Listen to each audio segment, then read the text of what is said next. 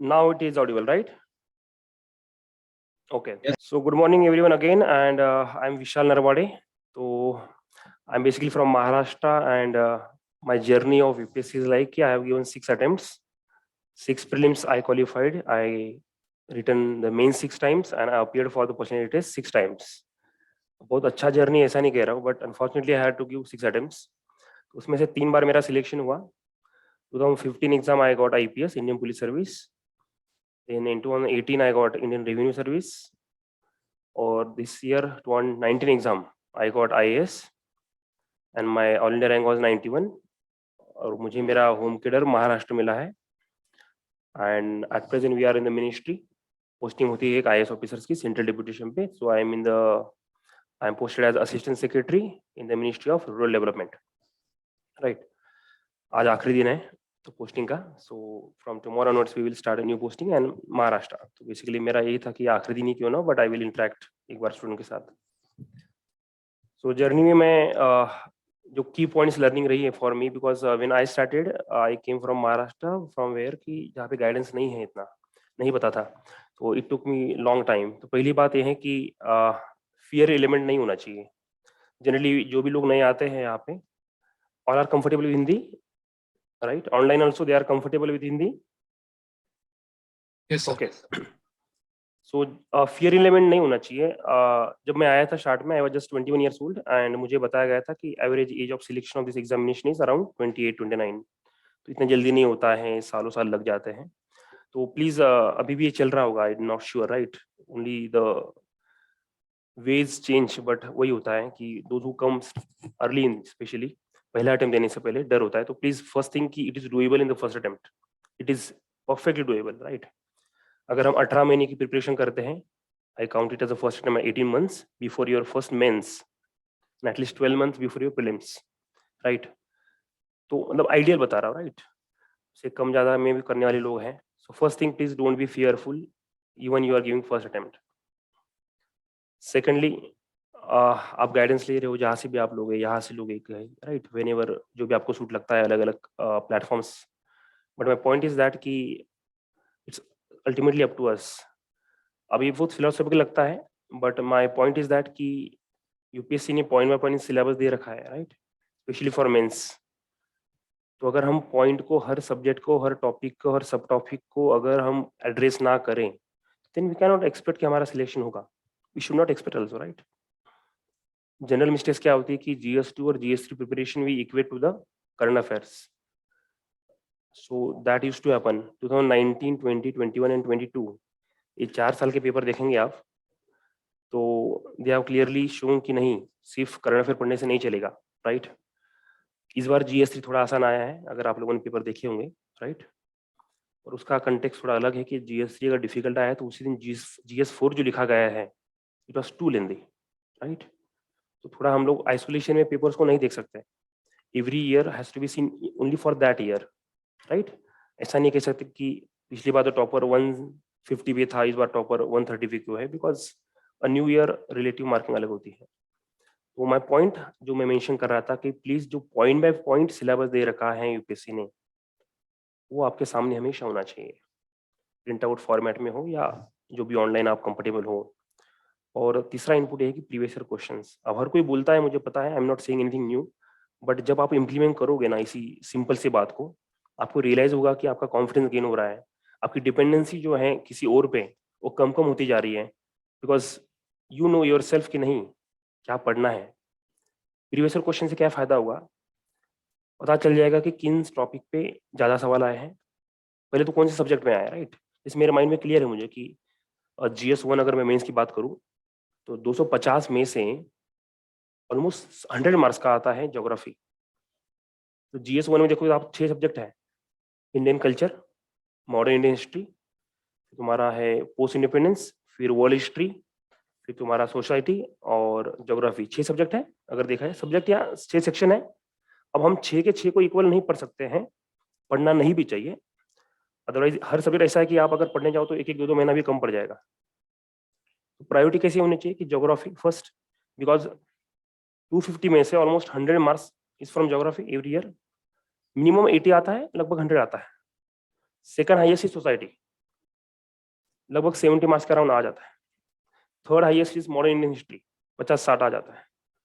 Fourth is the Indian culture, 25 to 35 marks.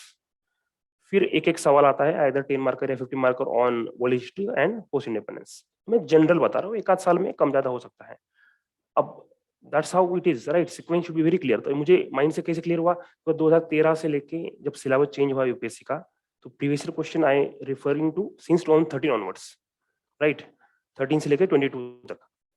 तो मेरे mind में क्लियर हो गया कि अच्छा, पिछले लगभग 8-10 साल में ज्योग्राफी से ऐसा आया है। तो जब आपको टाइम डिवीजन बनाना है, आपका टाइम टेबल जो बनाना है वाइल रीडिंग जीएस 1, उसी तरह से होना चाहिए, राइट? अब दूसरी बात, विद इन सब्जेक्ट जाते हैं तो ज्योग्राफी है, तो आप अगर देखोगे तो ज्योग्राफी के क्वेश्चंस तो मैक्सिमम जनरल पूछ रहे हैं ना, सो कॉल्ड एनवायरमेंट ज्योग्राफी। देखना आप क्वेश्चंस की लैंग्वेज। अभी जो लोग मेंस एक बार दे रखे नहीं दिए हैं, तो maybe you will not be able to understand. जब तक हम खुद मेंस नहीं लिखते ना, तब तक वो हमारे अंदर इनकलकेट नहीं होता है, भले ही कोई कितना भी बताए, राइट? जिसमें फर्स्ट अटेम्प्ट में गया था, तो जो डर था, फर्स्ट अटेम्प्ट में जब मैंने प्रीलिम दिया, मेन दिया, इंटरव्यू दिया, तब पूरा डर निकल गया, बिकॉज खुद ही उस प्रोसेस से मैं जा चुका था एक बार। तो सुनना बंद किया, and I started implementing more, right? अगली जो इंपॉर्टेंट बात मुझे कहनी है कि लर्निंग थ्रू ऑब्जर्वेशन में हमेशा कहता हूँ, अगर आप जीएस का पेपर का सिलेबस देखोगे, ऐसा नहीं जनरली हम क्या करते हैं कि when we open the book our learning starts and when we close the book our learning stops. मेरा तरीका ये कभी नहीं था। व्हाट डज दैट मीन कि अगर आप जीएस का सिलेबस देखोगे यूपीएससी का, तो क्या है, इकोनॉमी है, हिस्ट्री है, पॉलिटी है, ज्योग्राफी है, तो लगभग what ever is happening around us, अपने आजू बाजू में जो हो रहा है वही ना चीजें हैं। तो ऐसा तो नहीं कि अचानक से कुछ नया आया है, ये सारी चीजें हमने क्लासेस में, स्कूल में पढ़ी रखी है। और हमारा जो graduation is the minimum criteria, तो ग्रेजुएशन अगर मिनिमम क्राइटेरिया है, तो 20-22 साल की जो एज हमने है, तो उसमें भी तो हमने लर्निंग करी है ना। So my point is that कि whatever you are learn through your life as of now, वो भी एक लर्निंग है, it is also source of learning. Don't think कि सिर्फ books are the only source of learning. For example, इससे आजकल जो ऐसे आ रहे हैं फिलोसॉफिकल ऐसे, राइट? इसी इसी कंटेस्ट का अगर मैं एग्जांपल दूं, तो हम जब अगर बाहर पढ़ते हैं, दिल्ली में लाइब्रेरी से बाहर पढ़ते पढ़ते बाहर गए, तो यू कैन सी अराउंड की रिक्शा पुलर्स हैं। तो मैं कैसे यूज करता था इस इंफॉर्मेशन को, राइट? कि rickshaw puller is pulling the weight double the weight than him, right? उसके डबल, दो गुना जो वेट है वो पुल कर रहा है। एंड मतलब लैंग्वेज, इसी की लैंग्वेज ऐसी होती है। आजकल फिलोसफी ऐसे आ रहा है, तो बहुत ओपन एंडेड होता है। बट देन मैंने मैक्सिमम कैंडिडेट्स को देखा कि वो पूछते हैं मुझसे कि how to prepare effective introduction, how to prepare effective conclusion. अब मेरा ये था कि मैं जो मेरे आजू बाजू में हो रहा है वही मैं यूज करता था, तो इसलिए मुझे अलग से कुछ कहीं से इंट्रो या कंक्लूजन अलग से तैयार करने की जरूरत नहीं पड़ती थी। वो सिचुएशन को देख के, फॉर एग्जाम्पल कि कुछ इशू आ रहा है ना, courage and dedication to improve the key to success, ऐसा कुछ आया था एक साल 2019 में, अगर आपने किसी ने इसे देखे होंगे तो। माय पॉइंट इज दैट कि कभी कभी क्या होता है कि हम लोग नहीं देखते हैं, right? Once we close the book, stop learning. तो प्लीज डोंट डू दैट। आपका अदर लर्निंग भी आ सकती है। अगर काफी लोग अलग अलग फील्ड से आए होंगे, एग्रीकल्चर से हो सकता है कोई बैकग्राउंड हो, किसी का इंजीनियरिंग हो, जो भी है, उस फील्ड में भी जो एक्सपोजर रहा है, ऐसा नहीं कि उसको छोड़ देंगे। अगर कोई विलेजेस से आए हैं, है ना, from rural part of India, तो आपने देखा है कि रूरल इकोसिस्टम कैसी होती है, वही तो सिलेबस में है। अगर कोई अर्बन एरिया से, तो आप अर्बन एडमिशन देखते रहते हो कि देखो जैसे बारिश होती है तो अर्बन फ्लड हो जाता है, गर्मी में कितना हीट ज्यादा लगता है, पहले से नहीं लगता था, बचपन में ऐसा नहीं होता था, राइट? दिवाली सेलिब्रेट करने के तरीके बदल चुके हैं शहरों में। This is all part of syllabus, right? उसकी बात की इंपॉर्टेंट लर्निंग मुझे ये है कि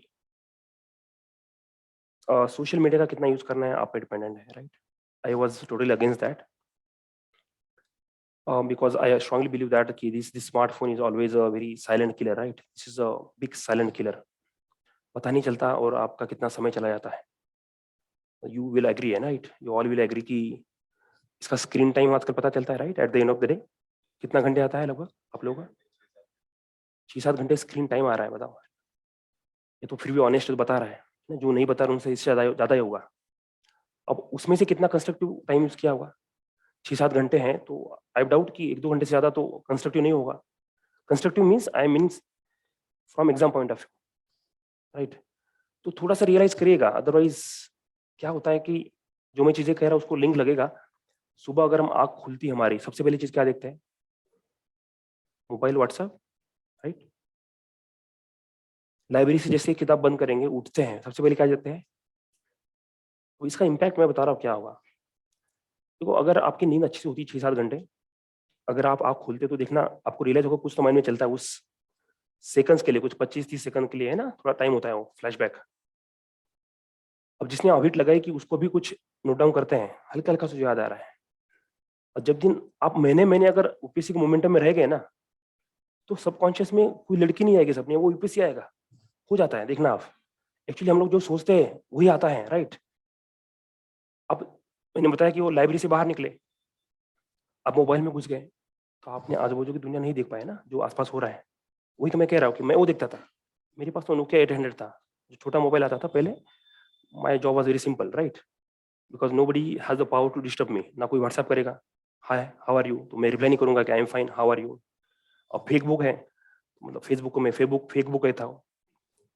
तो क्या होता है कि आप लोग अगर सब छोड़ के ग्रेजुएशन के बाद आए होंगे यहाँ पे, हमारे जो बैचमेट से बाकी, वो कोई जॉब पकड़ रहा होगा, प्लेसमेंट ले ली होगी, कमाने लग गया होगा, वो अपना डालता रहता है, राइट, स्टेटस।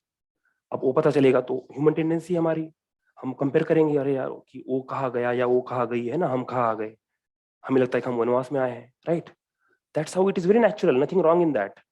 तो मेरी बात है कि प्लीज फर्स्ट एक्सेप्ट। पहले क्या करो, रियलाइज करो कि क्या गलत जा रहा है, फिर उसको रियलाइज हुआ, फिर एक्सेप्ट करो, हाँ सही में गलत है मेरे साथ, ये गलत हो रहा है, तभी तो इंप्रूव कर पाओगे। फॉर लॉन्ग टाइम देखना, यूपीएससी की जर्नी में मैं भी यहाँ 3-4 साल रह चुका हूँ। We keep ignoring what is going wrong. नहीं, स्टेटस मेंटेन करना है, अच्छा ही रखना है। किसको दिखा रहे हैं ना हम लोग, इजंट इट? तो the sooner you will be honest to yourself कि नहीं ये गलत जा रहा है, इस तभी तो सुधारोगे। तो एक थोड़ी छोटी सी हैबिट डेवलप की थी मैंने तैयारी टाइम पे भी, कि हर दिन जब सोते हैं तो एक डायरी में 3 चीजें लिखो बस। 3 जो अच्छी हुई आज की, और 3 जो खराब हुई है, मतलब as per what you plan at the beginning of the day, क्या दिन के अंत में कितना अचीव हुआ है। 3-3 चीजें लिखनी है। उससे क्या होगा कि खुद को एक फीडबैक मिल जाएगा, किसी को पूछने की जरूरत नहीं पड़ेगी, right. So suppose for example कि नहीं आज कहाँ टाइम गया, तो लिखना पड़ेगा, तो टाइम कहाँ पे गया, राइट। मे बी चाय पीने गए तो 1 घंटा चला गया, मे बी किसी का बर्थडे सेलिब्रेशन कर दिया, तो एग्जाम पर्सपेक्टिव से कहाँ पे समय गया, राइट। नहीं मैं इस बार दिवाली घर गया तो 1 हफ्ता चला गया, something like that, right. Otherwise believe me, 1 साल के बाद जब एग्जाम आती है, जैसे अभी आप 2023 का तैयारी कर रहे हो, कितना 4 जून या 22 में, 28 मई को एग्जाम है। एग्जाम लिखोगे, रिजल्ट आएगा कुछ जून जुलाई में। जुलाई में जब रिजल्ट अनफॉर्चुनेटली निगेटिव आएगा, पता ही नहीं चलेगा कि क्या रीजन रहे हैं। कोई मेमोरी तो इतनी लॉन्ग टर्म परमिट नहीं करती ना, कि अच्छा मई जुलाई अप्रैल मार्च फरवरी जनवरी दिसंबर नवंबर और अक्टूबर, इसमें कहाँ सही और क्या गलत हुआ है पता ही नहीं चलेगा, माइंड इतना याद नहीं कर पाएगा।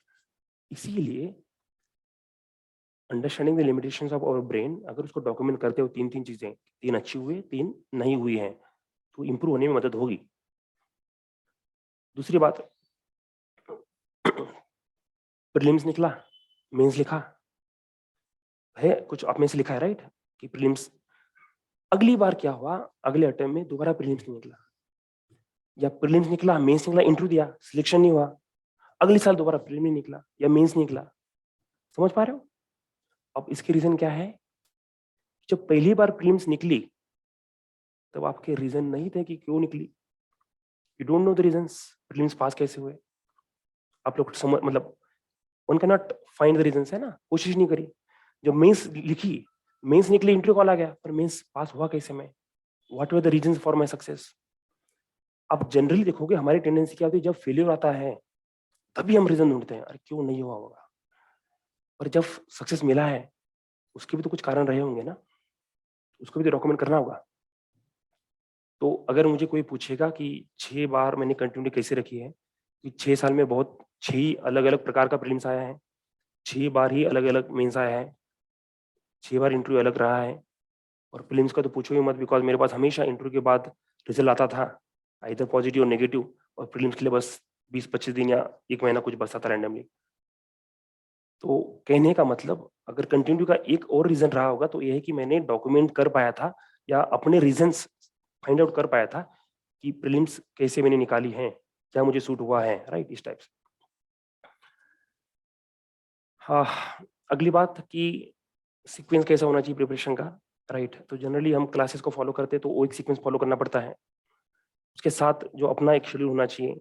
तो मुझे ऐसा लगता है कि अगर हम 2023 का टाइम लिख रहे हैं तो अभी ये टाइम है मेंस का प्रिपरेशन का। तो मेंस की प्रिपरेशन के लिए जो बिल्कुल भी जीएस प्रीलिम में नहीं है वो सबसे पहले करेंगे। तो अभी ऑप्शनल ऑप्शनल फिर GS3, GS2, GS4 का टाइम बचा तो ठीक है, नहीं तो प्रीलिम्स की बात करना। तो अभी देखिए सपोज 10 घंटे टाइम कर रहे हैं, suppose 10 hours we are studying per day, उसमें से 50% टाइम कम से कम ऑप्शनल का दो। बिकॉज जिनका नहीं हुआ है उनकी बात कर रहा हूँ, राइट। कुछ लोगों ने लगाया होगा, कोचिंग चल रही होगी, तो 50% टाइम जो है मुझे लगता है ऑप्शनल को देना चाहिए, 5 आवर्स। फिर 4 आवर्स जो है वो जीएस को, और फिर 1-2 घंटा जो है करंट अफेयर को। इस तरह से मुझे लगता है कि it should be one division, right. अभी जनरली जिन्होंने क्लासेस कर रखे उनके लिए लागू होता है। अब जब क्लासेस चल रही होगी तो आपका इतना टाइम आपके हाथ में नहीं रह रहा होगा, राइट। तो अकॉर्डिंगली आपको मॉडिफिकेशन करना होगा। अब जीएस में भी क्या है, जो मैंने 5 आवर्स बताए, तो ऑप्शनल का पहले बता देता हूँ कि अक्टूबर, नवंबर, दिसंबर, जनवरी मैक्सिमम, ये 4 महीने ऑप्शनल में। फिर जनवरी में आपको ऑप्शन छोड़ना पड़ेगा। फरवरी से कंप्लीटली आपको प्रीलिम्स ही करना है। आजकल prelims has become very dicey या रिस्की कहते हैं लोग, तो कि अनसर्टेनिटी हो गई है, राइट। ये हो गया 5-5 घंटे हर दिन ऑप्शनल्स का, 4 महीने। बचे हुए पैरेलल जो 4 घंटे बताए हैं जीएस का, तो मुझे लगता है स्टार्टिंग GS3 या GS2 से होनी चाहिए मेंस का, ताकि क्योंकि वो चीज़ें प्रीलिम्स में कम है। अब देखोगे GS3 में इकोनॉमिक्स है, साइंस टेक्नोलॉजी है, डिजास्टर है, एनवायरमेंट है और इंटरनल सिक्योरिटी है।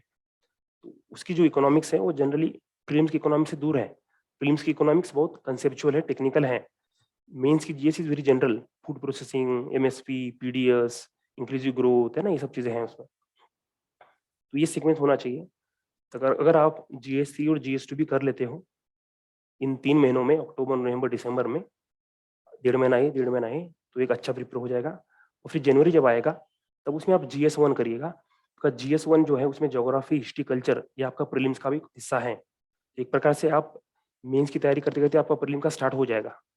तो उस टाइम ऐसा दिमाग में प्रेशर नहीं आएगा कि प्रीलिम के लिए काफी लेट तो नहीं हो रहा है, राइट। और जो GS4 इथिक्स, वो शायद आप प्रीलिम्स की बात कर सकते हो। वैसे भी इथिक्स का ज्यादा लिंक प्रीलिम के साथ है नहीं है, और आज आप कर भी लोगे वो भूल जाओगे, उसको दोबारा प्रीलिम्स की बात करना पड़ेगा। जनरल मेरा एक एज अ टॉपर जो मेरा सीक्वेंस है, अब मैं हमेशा कह रहा हूँ कि जो मैं कह रहा हूँ वो एक ब्रह्मास्त्र ऐसा नहीं है। There are so many toppers every year, उनके हर कोई अपने अपने तरीके से बना है, तो इट मीन्स कि 700-800 सही तरीके हर साल हैं बनने के। उसमें से एक तरीके पे अपना शेयर कर रहा हूँ, जो आपको सही लगे उसमें से जो आप फॉलो कर सकते हैं, राइट। ये तो हुआ कि सीक्वेंस ऑफ मंथ वाइज और डे वाइज जो सीक्वेंस है वो कैसे होना चाहिए।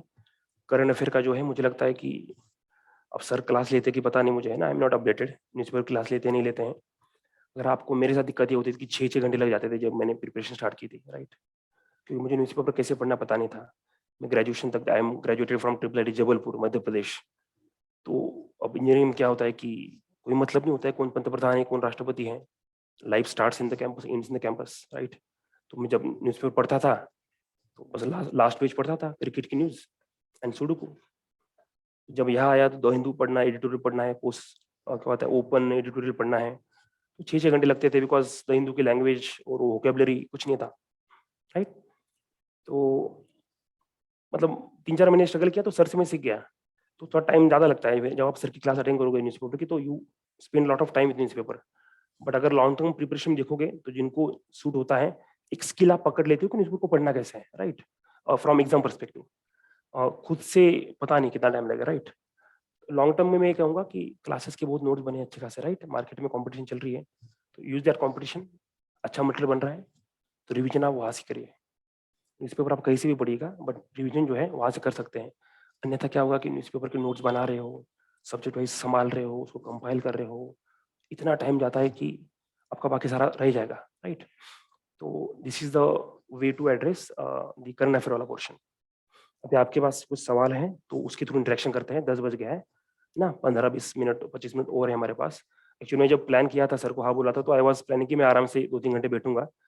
बट 11 o'clock 11 बजे वो मिनिस्टर का मीटिंग है रूरल डेवलपमेंट का, तो I am from that ministry, तो I have to attend it. तो आपके सवाल है तो उसको एड्रेस करते हैं, अदरवाइज मैं तो ऐसे पिछले 6 साल से स्पीच दे ही रहा हूँ, 2016 जब से आईपीएस बना हूँ। For me I can talk for 1 hour 2 और 3 आवर्स, पर I don't want to give any speech. Relevance की बात करते हैं ना, पूछिए सवाल जिनके पास है, ऐसे बोलो कि उस कोने तक आवाज जानी चाहिए। एक एक सवाल लेते हैं ना। तो उनका पहला क्वेश्चन था कि मैंने 6 बार प्रीलिम कैसे कंटिन्यूअसली कैसे क्लियर करी। हाँ, उनका सवाल ये था कि बार बार प्रीलिम कैसे निकाली, बिकॉज आजकल प्रीलिम ऐसी हो गई है। देखो आजकल की बात नहीं, prelim has been always like that, right. Prelims का रोल ही क्या है कि उसको फिल्टर करना होता है ना, कि जो भी 8-10 लाख एप्लीकेशन आते हैं, 5-6 लाख लोग लिखते होंगे, व्हाटएवर, फिल्टर करना है। मेरा आज भी कंसर्न ये है कि लोग कहते हैं कि एनवायरमेंट आप शंकर आय सफिशिएंट नहीं है ना, बुक या पॉलिटिकल लक्ष्मीकांत सफिशिएंट नहीं है, हिस्ट्रिकल स्पेक्ट्रम सफिशिएंट नहीं है, right. This is how it is. I agree कि क्वेश्चंस उससे बाहर आ रहे हैं, बट कट ऑफ भी देखो ना, कट ऑफ कितना जा रहा है। 87 जनरल का कट ऑफ गया था पिछले साल, 88 87, वन ऑफ द लोवेस्ट। जब हम बने तब 116 कट ऑफ था जनरल का कट ऑफ। 2016 में देखोगे तो वो भी तो देखो ना आप। तो मेरा पॉइंट है कि अगर 87 है, मतलब क्या 44 क्वेश्चंस नेट सही करने हैं, तो क्या होता है कि उस कोर प्रिपरेशन के कॉम्प्रोमाइज करके आजू बाजू का पढ़ते हैं peripheral things which will never help. मतलब अगर आप सपोज पॉलिटिकली कुछ और पढ़ रहे हो, अच्छी बात पढ़ रहे हो, पर लक्ष्मीकांत का अगर मैं कुछ पूछूं और आप बता ना पाओ तो फिर तो गलत है।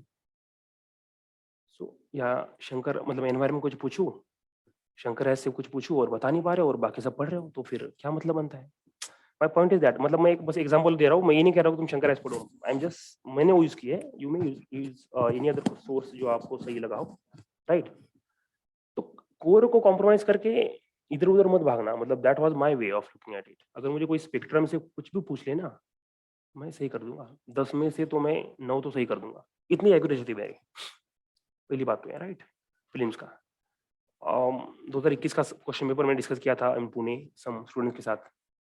देखो क्वेश्चन पेपर मैगजीन देखना, प्रीलिम्स की तैयारी में आप तैयारी कर जरूर करते हो, but how to solve the paper, उस पर टाइम स्पेंड नहीं करते बच्चे, कम करते हैं।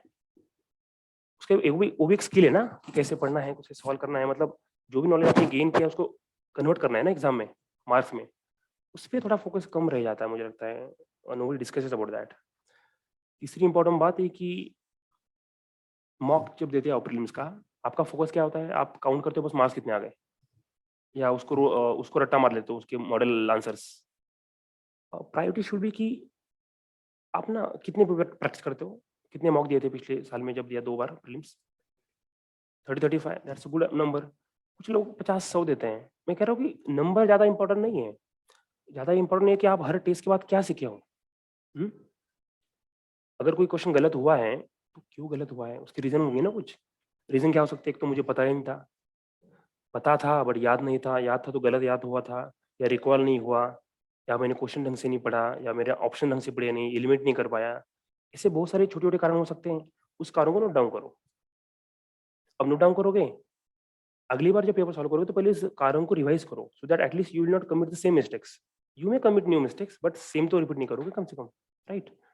तो प्रीलिम्स का मुझे लगता है कि ये है, ऐसे बहुत सारे छोटे मोटे फैक्टर होंगे, but these are the 2-3 factor जो मैंने मेंशन किया कि मुझे हेल्प करा है कि बार बार I was able to repeat the my success, right.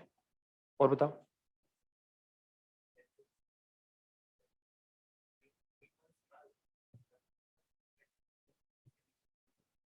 Ideally तो सफिशिएंट नहीं है कि सिर्फ उसी में करा जाए ना, तो ऐसा नहीं हो पाएगा।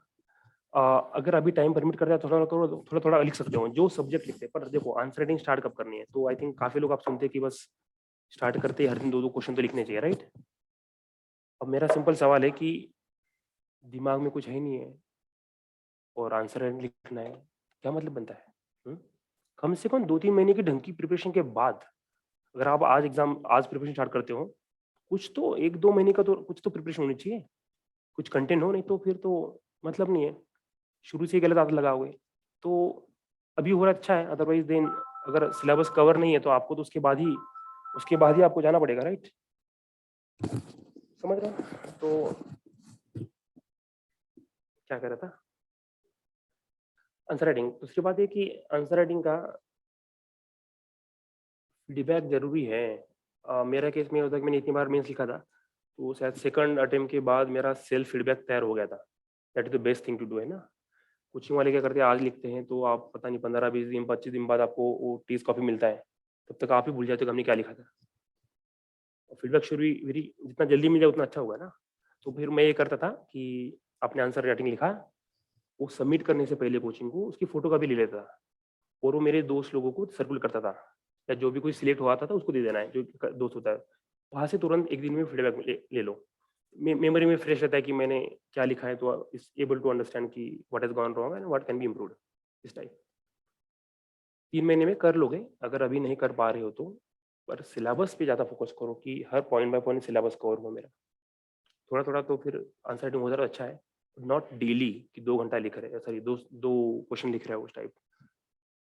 और बताइए।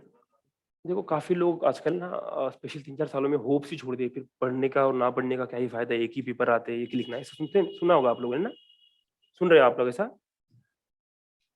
ऐसा होता तो फिर तो क्यों लगा रहे हो क्लासेस, क्यों पढ़ रहे हो, छोड़ दो फिर, है ना। तो बेसिकली इट्स इलॉजिकल थिंग है ना। ये तो क्लियर है कि जो भी बोलते हैं वो इलॉजिकल है, दिमाग में नहीं नहीं मैच कर रहा है ना, कि नहीं फिट कर रहा है, अच्छा ऐसा हो नहीं सकता।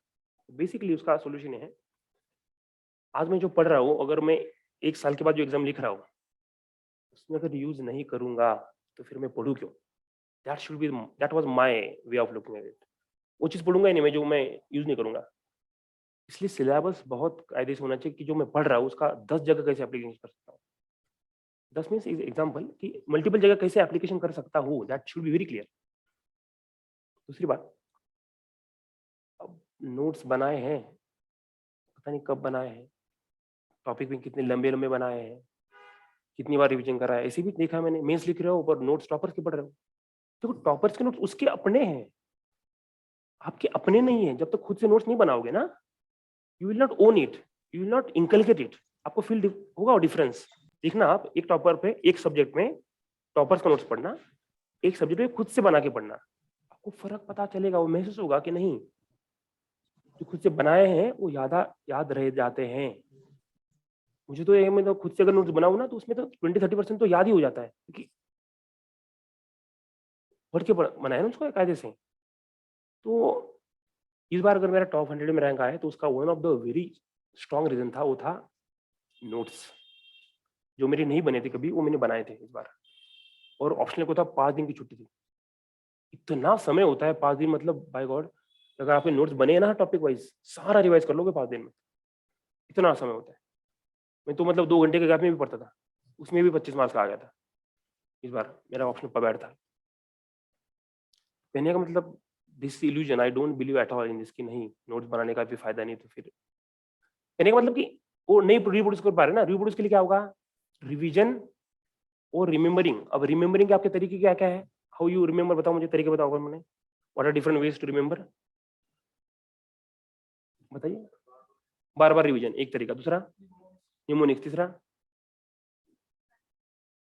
प्रैक्टिस ऑफ राइटिंग, मतलब कैसी प्रैक्टिस,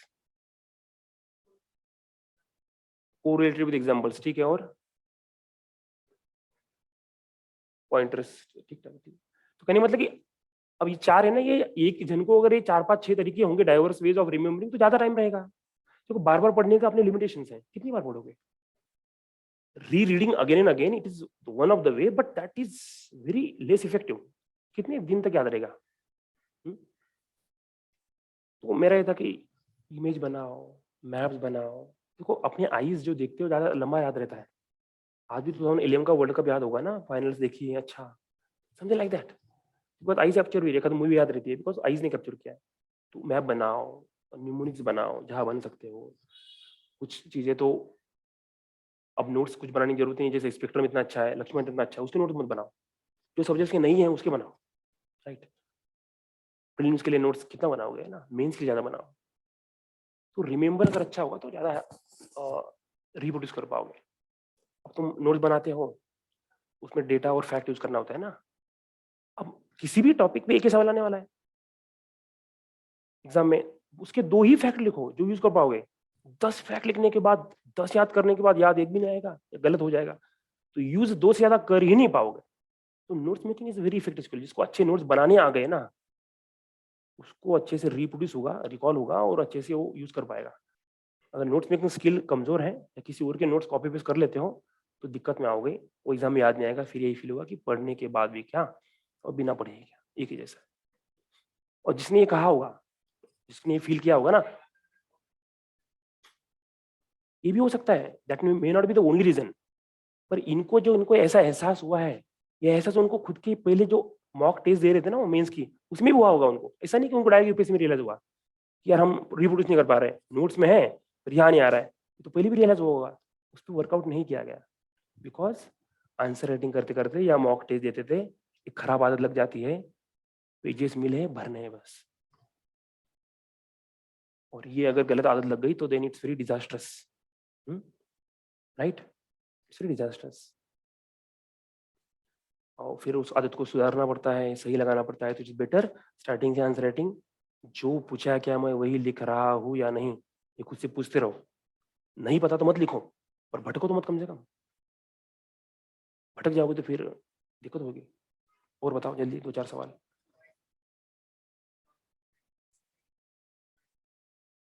हैंडराइटिंग के कोई मार्क्स नहीं है, हैंडराइटिंग के कोई मार्क्स नहीं है, इतना लिखना है कि बस सामने वाला समझ जाए, फ्रस्ट्रेट ना हो जाए वो कि क्या लिखा है समझ नहीं आ रहा है, राइट।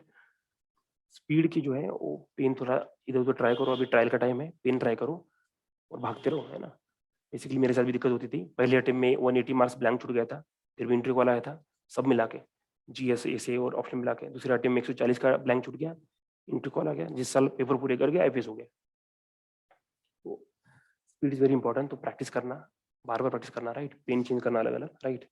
और speed not necessarily writing speed है, स्पीड ऑफ थॉट प्रोसेस भी तो है, क्वेश्चन पढ़ने का स्पीड हो गया, रीडिंग स्पीड, अंडरस्टैंडिंग स्पीड, उसको सही समझना भी है और फिर लिखना है। तो ये मत समझो कि मेरा पेपर पूरा नहीं हो रहा मतलब मेरा सिर्फ राइटिंग स्पीड कम है, ऐसा नहीं है, 2-4 चीजें और भी है, राइट, उस पर भी काम करना है कि इस तरह से पढ़ना है कि एक बार में समझ आ जाए क्वेश्चन, राइट। तो इट्स ऑल अबाउट प्रैक्टिस, उसका कोई और तरीका तो मुझे लगता नहीं।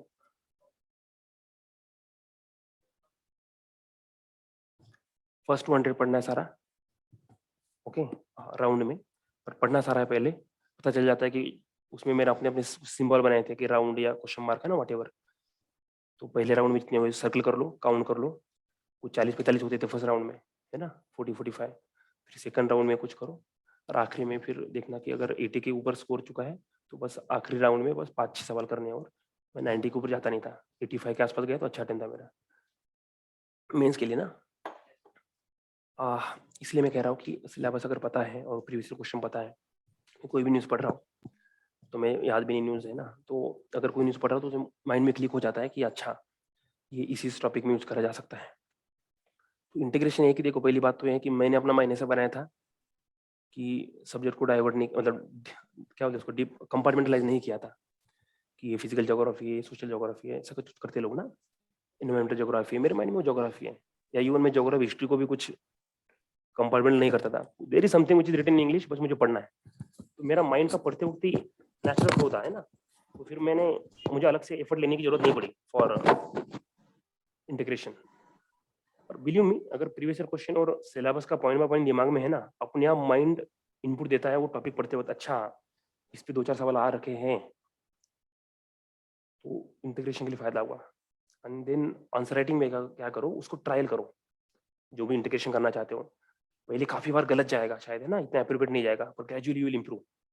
अगर आप जैसे, मैंने सर के पास इसलिए आया था एक्चुअली, जब मैंने क्लास की थी कि मुझे सर का क्लास छोटा होता था, तो क्या होता था कि इंटरेक्शन होती थी, तो मैंने पहले लगाई थी बड़ी कोचिंग, बट छोड़ दी, मुझे सूट नहीं हो रही थी, बिकॉज मेरा बैकग्राउंड कुछ था नहीं, इंजीनियरिंग बैकग्राउंड था तो पता नहीं था कुछ। तो अगर आपको भी ऐसा मौका मिलता है जहाँ भी आप जाते हो, अगर आंसर राइटिंग में टीचर के सामने लिखने का मौका मिलता है, एक्सपोज योरसेल्फ ना, यही तो मौका है, मतलब इतने पैसे भर के आते हो आप किसी भी क्लासेस में, और कोई टीचर कोई क्वेश्चन देता है आंसर राइटिंग के लिए, give the answer, try, explore yourself, express करो, गलत होगा सही होगा पर पता चलेगा ना क्लास के अंदर, अल्टीमेटली अगर वहां जाके पता चलेगा तो फिर तो there is no feedback, answer copy भी देखने को नहीं मिलती, राइट। क्लास का फायदा ये है कि जितना यहाँ पे आंसर बोलोगे ना, खुद को एक्सपोज करोगे कि क्या सोच सही है गलत है, तो इंप्रूवमेंट होगी, राइट। और बताइए, मेरे लगता है दोनों में से एक चीज करो, डुप्लीकेशन मत करो, राइट, इतना समय नहीं है, ऑलरेडी आप क्लास में अगर लगाते हो तो अच्छा खासा टाइम 3-4 घंटे देते हो, है ना, दोबारा इतना टाइम नहीं है, और सारी दुनिया मतलब न्यूज़पेपर नहीं है, राइट।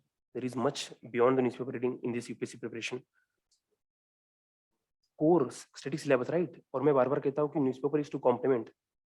कोई कितना भी क्लेम कर ले, मतलब मेरा तो यही बिलीफ रहा है हमेशा कि core is core, that is everything is peripheral, right? आजकल तो क्वेश्चन ऐसे भी आ रहे हैं कि even it is current affair based, आपको स्टडी का लिखना पड़ेगा ना. 15 मार्क्स का क्वेश्चन है तो कहाँ से लिखोगे सिर्फ करंट अफेयर के बेसिस पे? अगर आप ये लगा रहे हो तो यहाँ पे करो, घर पे मत पढ़ो अलग से. कुछ लोगों का होता है कि नहीं, रिचुअल टाइप होता है कि सुबह उठे तो न्यूज़पेपर पढ़ना है तभी अच्छा लगता है. तो कुछ कुछ दिक्कत होती है, अगर मैं क्लास लगा रहा हूँ, क्लास कुछ पीछे चलता है ना, कुछ 15-20 दिन 25 दिन पहले पीछे चलता है न्यूज़पेपर में, और फिर न्यूज़पेपर आगे जाता है. अरे एग्जाम एक साल बाद देनी है ना, आज थोड़ी देनी एग्जाम. ये मुझे लगता है जो इमोशनल टच होता है इस प्रिपरेशन, उससे बाहर आ जाना, थोड़ा रैशनली रहोगे तो things will fall in place, right? देखो सारा खेल डिसीजन मेकिंग का है. आप कौन सा ऑप्शन लेते हो, कौन सा नहीं, कहाँ पे क्लास लगाते हो, कहाँ पे नहीं, अपने दिन का डिसीजन कैसे शेड्यूल करते हो, टाइम टेबल को, एवरीथिंग.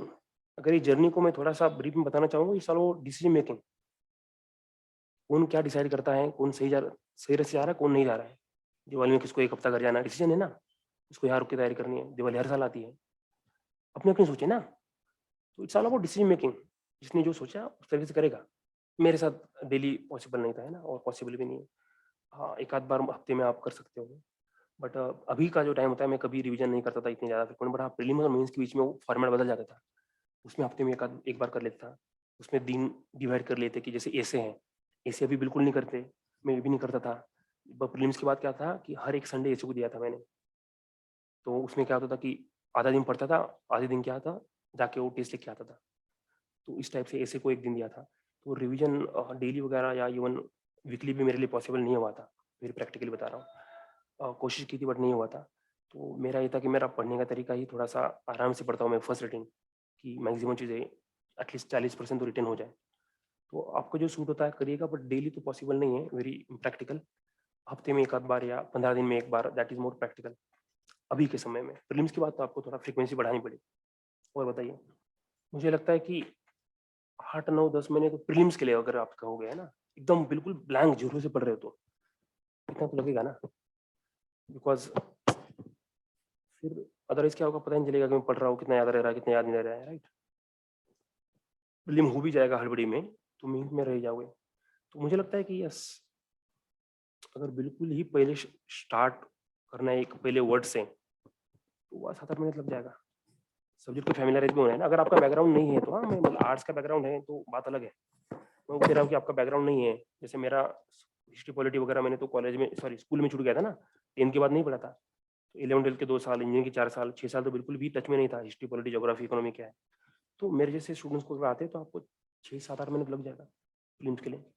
फर्स्ट स्टेज होती है सब्जेक्ट का फैमिलियराइज होना, फिर होती है कि उसको समझना, फिर उसका नोट्स बनाना, रिविजन करना, स्टेप बाय स्टेप प्रोसेस है. उसको थोड़ा टाइम लगेगा, right?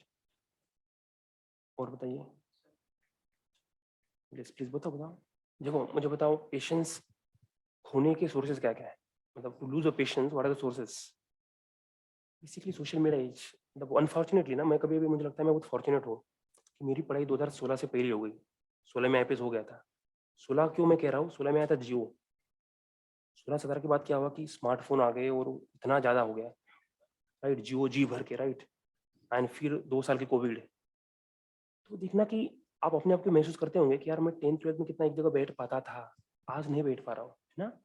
It's not an applicable to, मैं भी अभी ये यूज करने लगा हूँ तो मुझे भी लगता है कि I have lost my self, right? I have lost my focus, my concentration. लेकिन हम दुनिया में हर किसी से बात करते हैं, but we miss talking to the most important person. Who is that? आपने कभी रियलाइज किया यार ये जरूरी है कि आप अपने आप से बात करें. दिन में आधा घंटा तो निकालें, 1 घंटा तो निकालें खुद से बात करने के लिए. अदरवाइज पता कैसे चलेगा कि जो कर रहा हूँ या कर रही हूँ सही जा रहा है गलत जा रहा है. नोबडी विल टेल यू ना, कोई और नहीं कहेगा, बता नहीं पाएगा. क्योंकि सबसे बढ़िया सही गलत खुद को ही पता होता है कि कहाँ टाइम बर्बाद किया. किसी को बताना नहीं है, वो बस अपनी डायरी में लिखना है. पेशेंस का लिए है कि पहले जो सोर्सेज ऑफ डिस्टर्बन है, डिस्ट्रैक्शंस हैं जो आपको हटाते हैं इस अपने गोल से, तो उसके दो तरीके. तो आप उसको मैनेज करो. मेरा ये तरीका था कि मैं सोर्स ऑफ डिस्ट्रक्शन को ही दूर रखता हूँ. बढ़िया पावर टू डिस्टर्ब मी, तो मैं ऐसा था, राइट? फ्रेंड सर्कल है, अब जब ग्रेजुएशन तक अच्छी दोस्ती थी, उनका अलग पाथ है, मेरा अलग पाथ है, right? I can not talk to them, ना वो मुझे समझ पाएंगे, ना उनको मैं समझ पाऊंगा, राइट? जिन्होंने यूपीएससी नहीं चूज किया है, ठीक है, दोस्त है, दोस्त 2-4 साल बाद भी मिलेंगे, तो मैंने उनसे दूर रहा, right? Literally I was detached, literally detached. Patience ऐसे खत्म होता है बिकॉज पता चलता है कि समथिंग इज लूजिंग।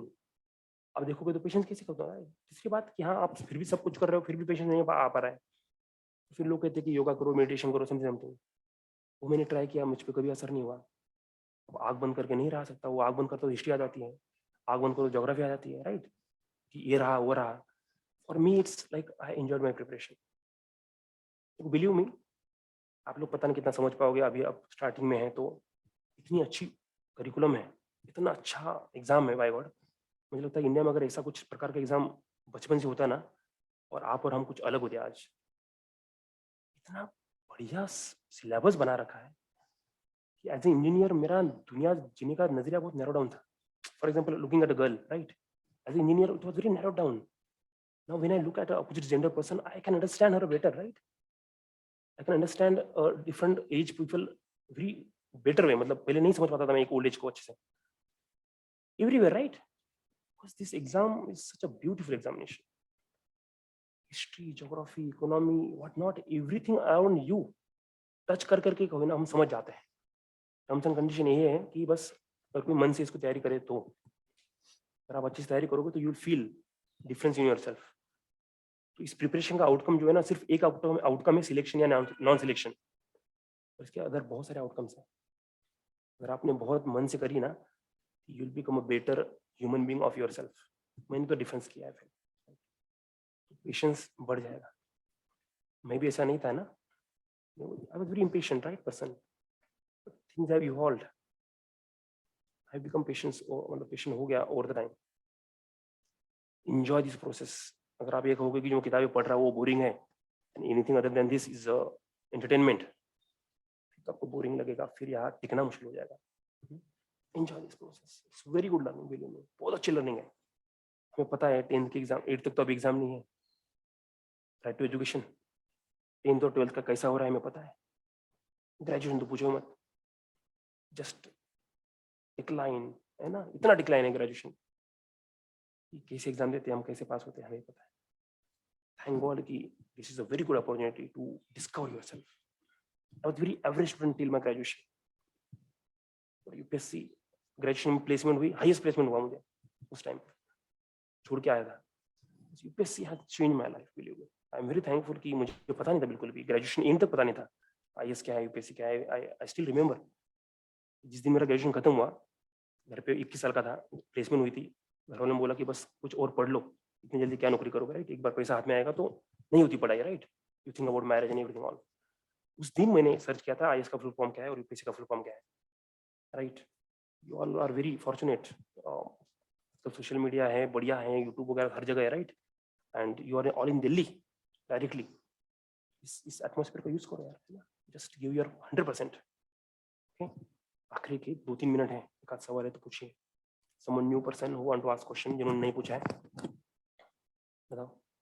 सही क्वेश्चन है उसका कि जो राउंड 1 मैंने बोला, दैट इज एक्चुअली 40-45 क्वेश्चन जो 100% पता है। 100% पता होने के बेसिस पे आप कभी भी प्रीलिम क्वालिफाई नहीं कर पाओगे। अब जो 50-50 रिस्क लेना है ना, वही स्किल है। इसीलिए आपको जो प्रैक्टिस करते हैं आप प्रीलिम सॉल्व करने का, it is all open that.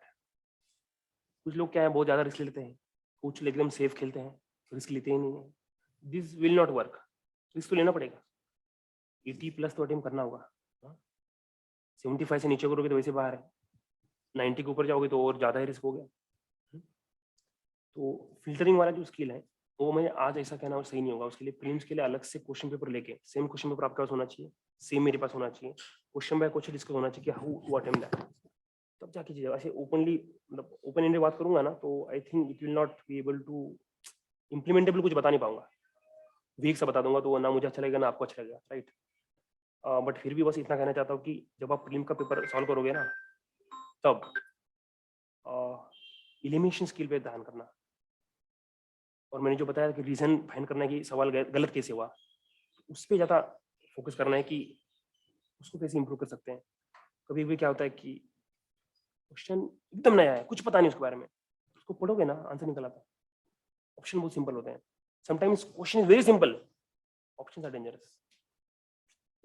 तरीके से डील करना है, राइट? और बताइए, I not address your question, I know it, but उसका सही समय नहीं है अभी, ठीक है? इनका क्या है, देखो मैंने बोला कि नंबर इंपॉर्टेंट नहीं करता, होता क्या है, फॉर एग्जांपल आप एक कोचिंग का करंट अफेयर पढ़ रहे हो, उसी का आप टेस्ट सीरीज देते हो, वो गड़बड़ हो जाती है, वो कोचिंग वाला आपको फील कराएगा ना कि देखो सही जा रहे हो, वही पढ़ाई वही डालेगा ना। तो मुझे लगता है ना, क्या करो, अगर आप समझो फॉर एग्जाम्पल 40 टेस्ट दे रहे हो, 40 टेस्ट दे रहे हो, मॉक 10-10 करो, 4 कोचिंग की डाइवर्सिटी, 4 कोई अच्छी कोचिंग पकड़ लो, उसके 10-10 पेपर दे दो, अपने आप एक्सपोज हो जाएगा ना डाइवर्सिटी, कोई अच्छा बुरा सब हो जाएगा, राइट? तो प्रीलिम के लिए वैसे भी टेस्ट सीरीज का ज्यादा रोल नहीं है देखना, वो मेंस में ज्यादा है, प्रीलिम्स आंसर सामने टिक करना है, expose yourself to the different variety, ताकि कोई भी प्रकार का पेपर आ जाए तो यू विल सस्टेन, राइट? और बताओ सारे, और बताओ। बहुत हड़बड़ी में सेशन लिया मैंने, हड़बड़ी में इतना कभी लिया नहीं है, मेरा तरीका बहुत आराम से होता है, बट मैंने पहले सेकंड से ट्राई किया कि मैं सीधा रिलेवेंट बात करूँ, राइट? इधर उधर की बातें ना करूँ जी। पहले 2 अटेम्प्ट में मैं बताया कि मेरा अटेम्प्ट पूरा नहीं हुआ था, क्योंकि मैं डर में था, मैं होप छोड़ दिया था। आई रिमेंबर कि मैं मेंस लिख रहा था पबैड का, आराम से वॉशरूम जाओ 10-15 मिनट, एकदम बढ़िया चल रहा था, राइट? होप छोड़ दिए थे मैंने पहले अटेम्प्ट में। तो पहले 2 अटेम्प्ट में ये हुआ कि पूरा नहीं हो पाया था। सेकंड में क्या हुआ, सीक्वेंस चेंज गलत हुआ क्वेश्चंस का, इथिक्स में थ्योरी पहले लिखा, केस स्टडी छूट गया, ऐसे कुछ choice of the question was wrong in optional. Third में पूरा किया, तो मैं थर्ड अटेम्प्ट में भी क्या था, मेरा कल्चर पढ़ा भी नहीं था और लिखा भी नहीं था, मेरा सही था कि कल्चर पढ़ना भी नहीं लिखना भी नहीं है, उस माइंड का था। तो इतना सारा कौन पढ़ेगा, 2 सवाल आते थे, है ना? तो 25 मार्क का छोड़ के आया था मैं थर्ड अटेम्प्ट में, जिस साल आईपीएस बना। फिर बाद में तो क्या हुआ कि आईपीएस ट्रेनिंग ज्वाइन करनी पड़ी, नेशनल पुलिस अकेडमी, 2 साल में आपको अलाउड नहीं होता, थोड़ा हो गया। पर जिस साल में आईआरएस बना, उस साल में आईएएस बन जाता, एकदम बढ़िया चल रहा था, बिकॉज मेरा क्या था, मैंने बताया ना, एक सेल्फ फीडबैक मैकेनिज्म तैयार हो गया था। तो मैं मेंस लिखता था ना, उस दिन मुझे पता चल जाता था कि इंटरव्यू कॉल तो आ ही रहा है, कितने मार्जिन से आ रहा है, मेरा कैलकुलेशन चलता था at the back of the mind, सब सही चल रहा था। आखिरी दिन ऑप्शनल के दिन गड़बड़ कर दिया मैंने, मतलब इतना टाइम मिसमैनेजमेंट हुआ, पता नहीं। I was writing my 4th या 5th जो भी था, 2018 का जिस साल आईआरएस बना, आखिरी कुछ 40 मिनट के लिए मेरे पास सारे 10 मार्क बचे थे, जो कि आइडियली 70 मिनट होने चाहिए, मेरे पास 40-45 मिनट बचे थे, तो बहुत हड़बड़ी में लिखा। तो लास्ट दिन मेरा आईएएस चला गया, मुझे पता है। और पबाड़ी में मार्क्स भी 222 आए थे कुछ, जो कि 270 होते तो आईएएस हो जाता। इस साल जो सही हुआ, अच्छा एक चीज बताना रहेगा, अच्छा हुआ पूछ लिया, प्रिपरेशन में हमें लगता है कितना घंटा पढ़ते हो तुम लोग, पता दिन का कितना घंटे पढ़ लेते हो? How many hours you are able to study?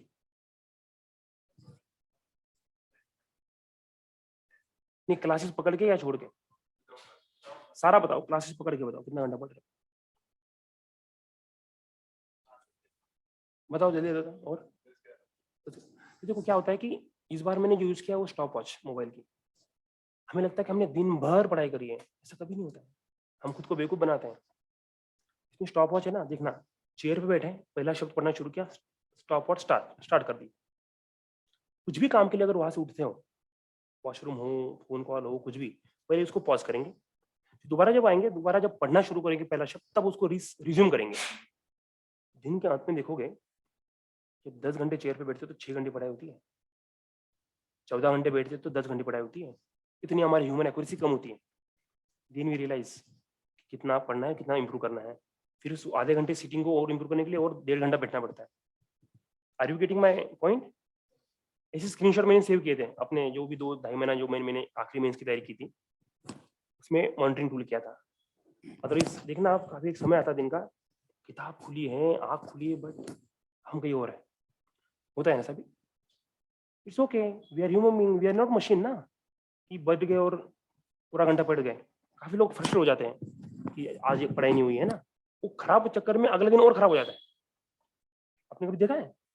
देखो हफ्ते में 1 आध दिन या 10 दिन में 1 आध दिन खराब जाएगा, दैट्स वेरी। तो उसमें जैसे खराब मतलब कि 10 घंटे तैयारी नहीं हुई, आज 4 ही घंटे हुई, दैट इज खराब।